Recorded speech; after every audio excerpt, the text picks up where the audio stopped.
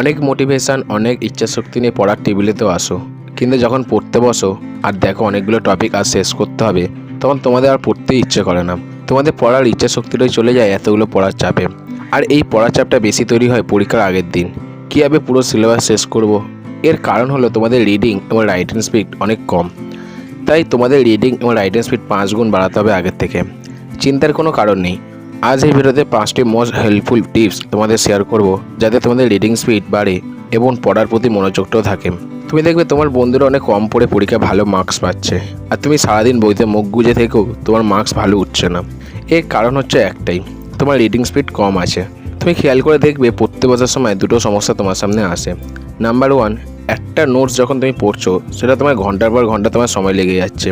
Number 2, তুমি যখন পড়তে বসো তখন তোমার মন বারবার পড়া থেকে ডাইভার্ট হয়ে যায়। তাই আজ এই ভিডিওতে বলা প্রতিটি স্টেপস ভালো করে ফলো করো। আমি কথা দিচ্ছি 7 দিন পর তোমরা এই ভিডিওতে এসে কমেন্ট করবে, yes you are correct. Step 1, জোরে জোরে না পড়ে ডায়াগ্রাম এঁকে পড়ো। উদাহরণ দিয়ে বোঝাই। ধরো রাম ফুটবল খেলতে ভালোবাসে। এই সেন্টেন্সটা এক ধরনের স্টুডেন্ট বারবার পড়তে থাকে, কারণ না হলে সেটা তার মুখস্থ হবে না। এই জন্য এতে সময়টা অনেক বেশি যায়। কিন্তু যারা স্মার্ট স্টুডেন্ট তারা এইভাবে পড়বে। এর ফলে এই জিনিসটা ওরা সহজে ব্রেনে ক্যাপচার করে নিতে পারে এবং তাকে বারবার পড়তেও লাগে না। এতে তাদের পড়ার স্পিডটাও বাড়বে এবং 1 ঘন্টায় অনেকগুলো টপিক মুখস্থ করে ফেলে। নাম্বার 2 স্টেপ, ফিঙ্গার টিপ আর পেন টিপ মেথড। ছোটোবেলায় আমাদের গুরুজনরা, আমাদের টিচাররা যখন আমাদের পড়াতো, তখন দেখবে প্রতিটি পড়ার লাইনে আঙুল দিয়ে কিংবা পেন দিয়ে ধরে ধরে পড়াতো। এতে বেনিফিটটা কী হতো পরে বলছি। কিন্তু এখন আমরা বড় হওয়ার সাথে সাথে 80% স্টুডেন্টরা এই মেথডটা আর ইউজ করি না। এর ফলে পড়তে বসার সময় আমাদের মন বারবার ডাইভার্ট হয়ে যায় অন্যদিকে। কিন্তু বাকি 20% স্টুডেন্ট যারা আছে তারা ফিঙ্গার টিপ মেথড ফলো করে। তারা প্রতিটি লাইন আঙুল দিয়ে ধরে ধরে পড়ে। এতে তাদের মন পুরোপুরি পড়ে থাকে এবং মন চঞ্চল হয় না। এর ফলে তাদের পড়াটা অনেক দ্রুত হয়। Number 3, use notebook. পড়ার সময় তুমি শুধু পড়ে যাও আর পড়ে যাও, আর পরীক্ষার সময় পরীক্ষাতে চলে যাও। কিন্তু পরীক্ষা দেওয়ার সময় দেখো তোমার কিছু মনে আসছে না। তার কারণ হলো তুমি পড়ো কিন্তু ইমাজিন করো না সেটাকে। তুমি যখন পড়বে আর পড়ার পর মনে মনে সেটাকে ইমাজিন করে নোটবুকে লিখবে, দেখবে এতে তোমার পড়া অনেক বেশি মনে থাকবে। আর এর ফলে তুমি বুঝে যাবে এই টপিকটা তোমার মুখস্থ হয়ে গেছে।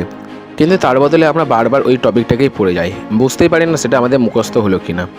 Number 4, short term revision. যে সমস্ত স্টুডেন্টরা দিনে 10 থেকে 12 ঘন্টা পড়ার পরেও পড়া মনে রাখতে পারে না, তাদের সবথেকে বড় ভুল হচ্ছে পড়া রিভাইজ না করা। তোমরা বলো যে আমার বন্ধু তো শুধু আমায় বলে যে ও পরীক্ষার আগের দিনই রিভাইজ করে, কিন্তু পরীক্ষায় ভালো নাম্বার কী করে পায় তাহলে? কিন্তু তোমার মিথ্যা কথা বলে। ও প্রতিদিনের পড়া প্রতিদিনই রিভাইজ করে। শর্ট টার্ম রিভিশন হলো তুমি প্রতিদিন টিউশন, ইনস্টিটিউশনে যা পড়াবে সেটা প্রতিদিনই বাড়িতে এসে একবার হলেও পড়া। এতে তোমার পড়া বেশি বেশি মনে থাকবে।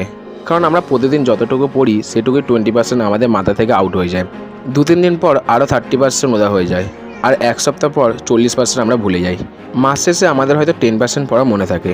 তাই তোমাদের প্রতিদিন পড়া প্রতিদিন রিভাইজ করে নিতে হবে। রিভাইজটা এরমভাবে দেবে যে প্রথম 2-3 দিন পর, তারপর 7 দিন, এবং মাস শেষে যা যা পড়লে পুরোটা রিভাইজ দিয়ে দেবে। এর ফলে আমাদের ব্রেনে 100% পড়া মনে থাকে, যেটা পরীক্ষার আগের দিন আমাদের রিভাইজ করতে চাপ সৃষ্টি করে না, এবং পরীক্ষার দিন ভুলে যাওয়ার কোনো সমস্যা হয় না। নাম্বার 5, গ্রুপ স্টাডি না করে একা পড়ো। তোমরা অনেকেই আছো শুধু গ্রুপ স্টাডি করতে যাও। গ্রুপ স্টাডি তখনই করো যখন তোমার পুরো সিলেবাস কমপ্লিট হয়ে গেছে, যখন তোমার রিভিশন চলছে সেই সময় তোমরা গ্রুপ স্টাডি করে একে অপরকে জাজ করে নাও। বাট আদার্স টাইমে তুমি যখন কোনো পড়া মুখস্থ করবে তখন একা পড়ো, কারণ একা পড়লে তোমার পড়ার দিকে মন বেশি থাকবে এবং পড়া ভালো করে মুখস্থ হবে। এই 5টি স্টেপ যদি তোমরা 7 দিন ফলো করতে থাকো, তাহলে তোমাদের স্টাডি লেভেল আগের থেকে অনেক বেটার হবে। এবং তুমি যদি সত্যিই 7 দিনের চ্যালেঞ্জ নিতে চাও, তাহলে কমেন্ট বক্সে লিখে দিয়ে যাও, I will accept 7 days challenge. এই 7 দিনের চ্যালেঞ্জ যদি তোমার কমপ্লিট করে ফেলো, তাহলে 7 দিন পর ঘুরে এসে কমেন্টে লিখে দিয়ে যাবে, I have completed my 7 days challenge. ভিডিওটা অনেকেই দেখবে, কিন্তু 7 days চ্যালেঞ্জটা সেই 20% স্টুডেন্টরা ফলো করবে যারা ফিউচারে একজন টপার হতে চায়। এবার তোমার উপর নির্ভর করছে তুমি কি করবে। আজ এত অবধি, দেখা হচ্ছে নতুন কোনো ভিডিও নিয়ে তোমাদের সাথে। ততক্ষণ ভালো থেকো, সুস্থ থেকো এবং মন দিয়ে পড়াশোনা করে যাও। Thanks for watching.